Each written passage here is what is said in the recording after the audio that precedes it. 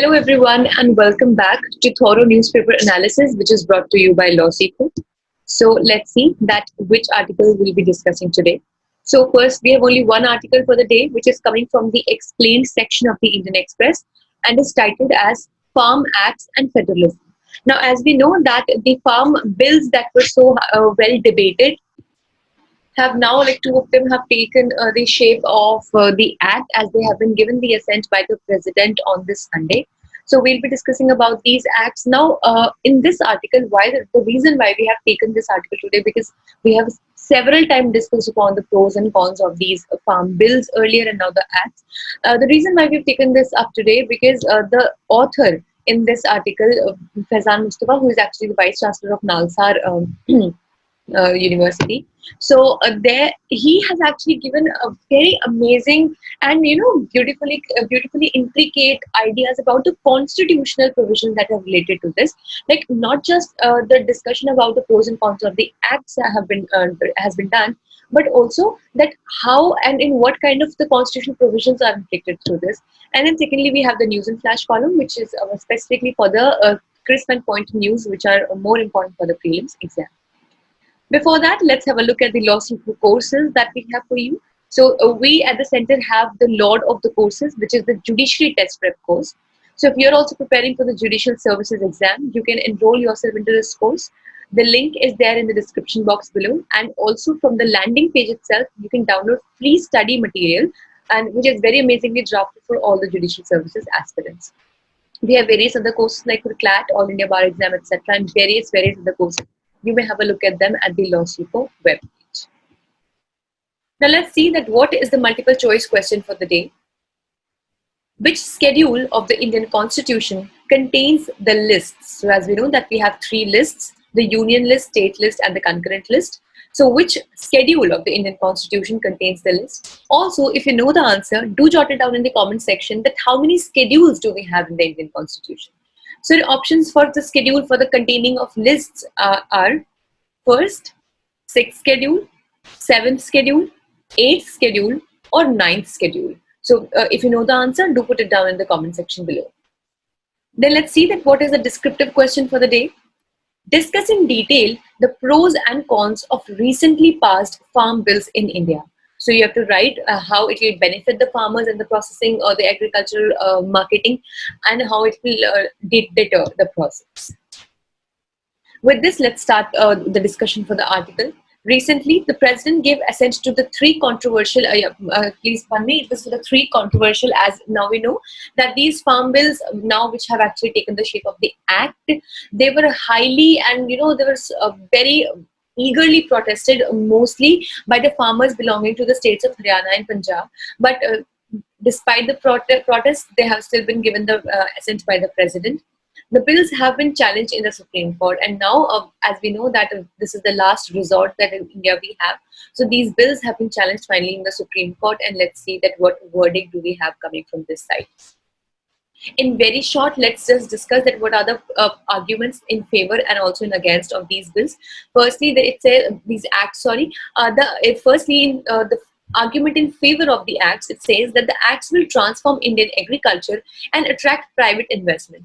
In a way, many people or many related people to this area are comparing these three acts, these reformatory acts in the agriculture sector, to some way the steps that were taken in the 1991 for the Indian economy that we consider to be as the LPG steps, but that were for liberalization, privatization, and globalization. But yes, obviously here nothing about the globalization has been discussed as such. But yes, it claims to liberate the farmers, that they can sell their produce outside the APMCs, which are the Agricultural Produce Market Committee, and also it would enhance the role of the private investment as well.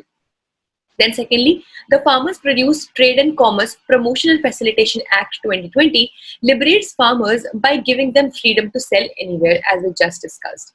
Now, a very small example of this is like many farmers who come from UP actually go and sell their produce in the APMCs or the Anaj mandis that we have, the mandis that we have in Haryana. because a better MSP, that is the minimum support price, is provided on wheat and rice as compared to that provided in Uttar Pradesh itself. And that is why they choose to move to the mandis in Haryana and sell their produce over there. So that this is actually due to the MSP, but now the farmer will have a choice to sell even outside the mandi. And the arguments against it are powerful investors will bind them to unfavorable contracts. Now, one thing that we need to understand is that when anybody, like there is a company, there is a agricultural food processor, or any buyer, any potential buyer who wants to buy any kind of agricultural produce. So till date, these bills, these acts actually had not come into the picture. They had no option but to go to these APMCs or these mandis and buy the agricultural produce that they wanted to. Similarly, on the sides of farmers, they also had no significant choice and had to go and sell their produce in the APMCs itself. But the benefit of this restriction was that APMC was an area, or it is still an area, although, but it has been liberated now, since both are allowed to move out of it now. So it was an area which was very well regulated by the government, and also that the government and the authorities made sure that in no way the farmers are exploited, be it in the scenario of rates, or the produce, or the cost of their agricultural produce, etc. And also the procurers, that are the buyers of these agricultural produce, had to pay a mandi tax to the state governments.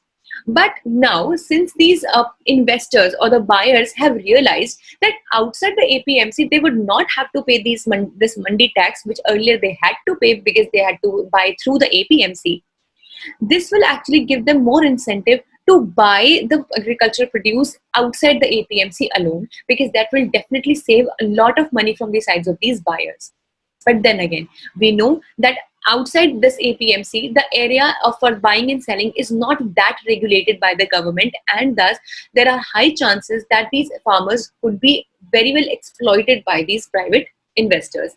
And that is why that is one of the reasons that the farmers were so much in protest of this, and they're still doing it. Secondly, this will lead to corporatization of agriculture, with the market and monsoon becoming an unpredictable determinant. This will reduce states' revenue collected as fees such as market fees, just we discussed, like the mandi fees, rural development fee, and Arhatiyas commission. So this Arhatiya are the middlemen who actually make this used to make this process work earlier. And many a times the problem of middlemen has become so grievous that this is also one of the reasons for bringing in these new acts, that the role of these Arhatiyas, the middlemen, would reduce significantly, and thus the farmer would be able to connect directly to his own buyer, and these middlemen would not be coming up and taking up the commissions. But yes, obviously the state government would be losing out on the commissions that the Arhatiyas used to pay to them, the market fees, the mandi fees, and then also the rural development fee. Now let's see that what is the constitutionality of these laws. In the case of Union of India versus H.S. Dillon in 1972, it was held that constitutionality of parliamentary laws can be challenged only on two grounds. Now, as we know, that both at the central level we have the parliament, and at the state level we have the legislative assembly, and also in some states the legislative council. So both of them are the law-making bodies. But obviously we know that if we have to challenge, or if we have to look into the law, or we have to check the constitutionality of the parliamentary law, that is a law made by the parliament at the center, it can be challenged only on two grounds. Firstly, that the subject on which the law has been framed by the parliament is in the state list. So obviously, if it is in the state list, so the state government, that is the state legislative assembly or legislative council, would have the power to promulgate laws on that. So firstly, if the law has been or the subject belongs to the state list, then the constitutionality of the parliamentary law can be challenged. And secondly, if it violates fundamental rights. So only these two are the grounds on which the parliamentary laws can be challenged. Now, keeping this in mind, our current subject for these agricultural reforms, it forms, as we know, that state list is the second list of 7th schedule of the Indian Constitution. Now, probably you must have gained the answer of today's MCQ also. So in the central list, taxes and duties on income excluding agriculture are available.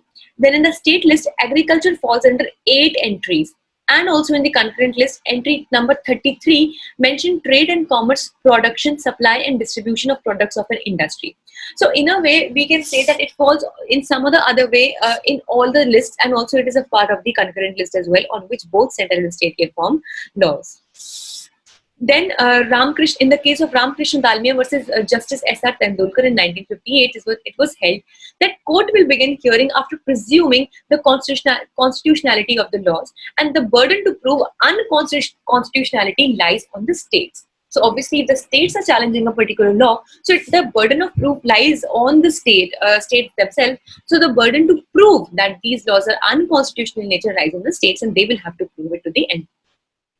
So then two of the bills do not mention the constitutional provision under which the parliament has power to legislate on the subjects covered. Now here comes the grey area and also the controversy, because like one of them, the third one mentions the area as to how and what constitutional provision gives the parliament the power to promulgate a law on that subject.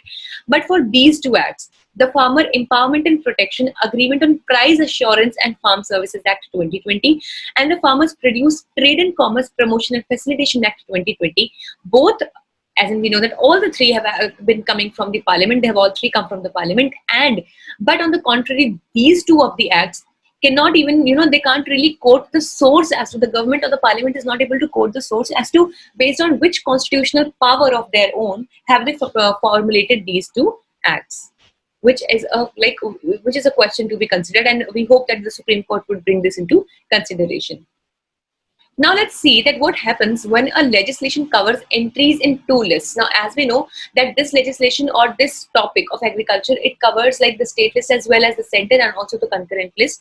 So what happens when a particular subject falls into more than one list? So in the case of state of Rajasthan versus G. Chawla in 1959, it was regarding the doctrine of pith and substance. So it was held that a legislation is upheld if it is largely covered by one list and incidentally touches upon the other list.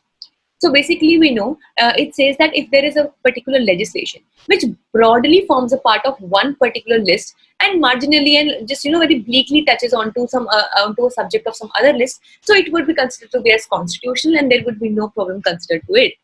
And then here it is written that the doctrine of pith and substance says that where the question arises of determining whether a particular law relates to a particular subject mentioned in one of the lists or another, the court looks into the substance of the matter. Thus, if the substance falls within union list, then the incidental encroachment by the law on the state list does not make it invalid. So as we just discussed only, that the main substance will be seen, and if the substance largely belongs to the topic or the subject of one of the lists, so it would be, and it is very much into that consonance, so it would not be considered to be as unconstitutional. Now, the two of the new bills or the acts, they impinge on entries in state lists. So basically, these two again, they actually impinge on the entries of state list, and there are related provisions available in the state list, but obviously the states had not been given a chance to say anything about these bills. So maybe, and let's see what the Supreme Court has to say. Maybe it might be considered to be as a violation of the doctrine of pith and substance, and maybe let's see that these laws might have to be promulgated again or something. That's just a matter of law, and let's see what Supreme Court has to say about it. Then in the state of Bihar versus Kameshwar Singh in 1952, it talked about the doctrine of colorable legislation, and it said that you cannot do indirectly what you cannot do directly. So as the name itself is suggesting, that you try to show that a particular topic or the particular legislation is under your ambit, but it actually is not. So it simply says that some particular promulgation, some particular legislation, or any kind of act for that matter, if you cannot promulgate or do that act through a legal basis or through a direct or correct basis, then there is no chance, there is no way that you can do it indirectly. What is illegal or what is outside your ambit directly should also be, and is also outside your ambit indirectly. So here in the case of ITC Limited versus APMC 2002, Supreme Court upheld the validity of state laws relating to agri-produce marketing. So all in all, we are trying here to analyze that the states also have an important say in a topic as important as agriculture, and specifically when it comes to agricultural produce and marketing. So here, on the contrary, no say of the states have been taken, and this must be a question that should be dealt with. So, what is government's view on agricultural markets? Let's see. Committee headed by Ashok Dalwai and Ramesh Chand, they said that they recommended that agricultural market be entered into concurrent list. And foodstuffs under entry 33 of the concurrent list do not empower Parliament to enact laws on agricultural markets. So this is one stance, that it should be added into the concurrent list. And further, if you talk about the stuff specifically, it does not give the power to the Parliament to make laws on the agricultural markets. Then, according to the National Commission of Farmers, or the Swaminathan Commission, it recommended again that the agricultural market to be added in the concurrent list. And in 2018, government told the Lok Sabha that it has no intention of inserting agricultural market in the concurrent list. So this, obviously, the government is not ready to do it, but most of the committees have recommended that it should be a topic of the concurrent list, and states also should be given an equal say in this area. So this was all for this article today. Let's see that what the Supreme Court has to say about it. We really hope that it will be something that comes into favor of everyone, the farmers, the government, the producers, and also all these the buyers as well. Now let's see that what do we have for news in flash today.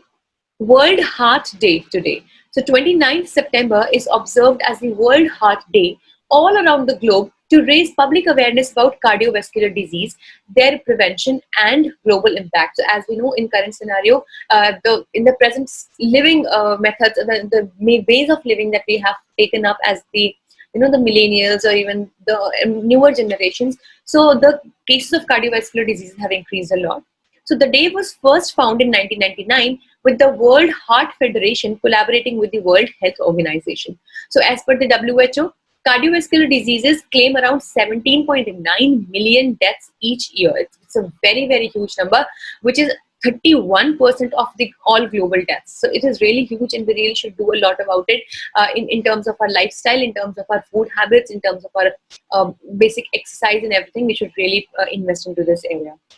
And if we take the case for India, so the cardiovascular diseases are a leading cause of mortality in India, and about 25 to 30% of the mortality, that is the total death, is attributed to heart attacks, brain strokes, and heart failures. So let's vow towards a very healthy lifestyle so that we can avoid such cardiovascular and other related diseases, and we can lead a healthy life. So yes, this was all for today. We hope it was a good session for you all. Thank you so much for staying tuned with Law Seco.